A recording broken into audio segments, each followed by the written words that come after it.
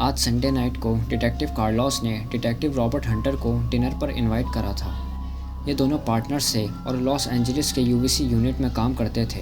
अब जिन लोगों को नहीं पता, मैं उन्हें बता दूं कि UVC means ultra violent crimes unit, जहां पर उन क्राइम्स की इन्वेस्टिगेशन होती है जिसमें क्रिमिनल्स बहुत ही बेरहमी से अपने सब्जेक्ट को मारते हैं, ऐसे क्राइम्स जिन्हें नॉर्मल पुलिस सॉल्व नहीं कर सकती। डिटेक्टिव रॉबर्ट हंटर एक मैस्कुलर 6 फुट 3 इंच का आदमी था। वो बहुत ही साइलेंट किस्म का इंसान था। रॉबर्ट पूरे डिपार्टमेंट में अपने साइलेंट बिहेवियर पर डेडली केस सॉल्विंग स्किल्स की वजह से जाना जाता था और इसके साथ ही साथ रॉबर्ट एक बेहतरीन साइकोलॉजिस्ट था। वहीं दूसरी तरफ डिटेक्टिव कार्लोस गार्शिया एक ब्राज़ीलियन था, लेकिन हाई स्कूल लॉस एंजलिस से करने के बाद वो यहीं सेटल हो गया। गार्शिया की हाइट भी लगभग रॉबर्ट जितनी ही थी, tall and handsome. Robert dining table पर बैठकर कार्लोस की फैमिली से बातें कर रहा था। वहीं कार्लोस किचन में बारबेक्यू ग्रिल कर रहा था। कुछ देर बाद कार्लोस ग्रिल स्टीक लेकर आया और सबको ज्वाइन कर लिया। डिनर करते वक्त रॉबर्ट का फ़ोन रिंग होता है। वो अपने फ़ोन चेक करता है तो उस पर अननोन नंबर लिखा था। रॉबर्ट टेबल से उठता है और साइड में जाकर कॉल पिक करता है। Hello, this is detective Hunter from UVC unit. सामने से एक आदमी की आवाज़ आती है। वो कहता है कि मैं डिटेक्टिव विलियम्स हूँ, LAPD से।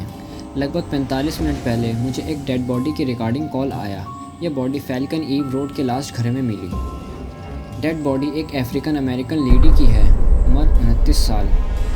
जब मैं अपने पार्टनर के साथ यहाँ पर आया तो मेन डोर पर 2 पुलिस ऑफिसर खड़े थे। दोनों की हालत बुरी थी। दोनों ने अपने ब्रेकफास्ट, लंच, डिनर सब वॉमिट कर दिया था और जब मैं अंदर गया तो मुझसे क्राइम सीन देखा नहीं गया। इतना खौफनाक मंजर शायद ही किसी ने कभी देखा होगा। मुझे नहीं लगता ये कोई नॉर्मल केस है, इसीलिए मैंने आपको कॉल की है, क्योंकि आखिर में ये केस आपके यूनिट को ही जाएगा। ये सुनकर रॉबर्ट थोड़ा परेशान होने लगा। वो सोचने लगा कि ऐसा क्या हुआ है वहाँ। रॉबर्ट ने पूछा कि मुझे क्राइम सीन के बारे में बताओ। डिटेक्टिव विलियम्स ने सीरियस टोन में कहा, मुझे नहीं लगता कि मैं आपको बता पाऊँगा। जो भी यहाँ है, आपको खुद ही आना होगा इस पर बिलीव करने के लिए। वहीं कार्लोस रॉबर्ट के फेस एक्सप्रेशंस देखकर समझ जाता है कि उसका और रॉबर्ट के लिए ये डिनर ख़त्म हो चुका है। डिटेक्टिव विलियम्स एड्रेस देने के बाद रॉबर्ट से पूछता है, डिटेक्टिव हंटर, क्या तुम शैतान में मानते हो? रॉबर्ट कंफ्यूज टोन में कहता है, एक्सक्यूज़ मी? डिटेक्टिव हंटर, अगर तुम नहीं मानते कि शैतान है तो शायद तुम ये देखकर अपना इरादा बदल दो। रॉबर्ट कार्लोस को लेकर घर से निकलता है। कार्लोस कार स्टार्ट करते ही सीधा क्राइम सीन पर पहुंचता है। दोनों कार से उतरते हैं और देखते हैं कि घर के सामने 3 LAPD SUV खड़ी हैं।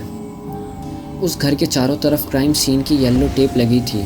वहां खड़े ऑफिसर्स के फेस पर अलग ही टेंशन थी। जो भी उस घर में था उसने इन्हें सच में डिस्टर्ब कर दिया था।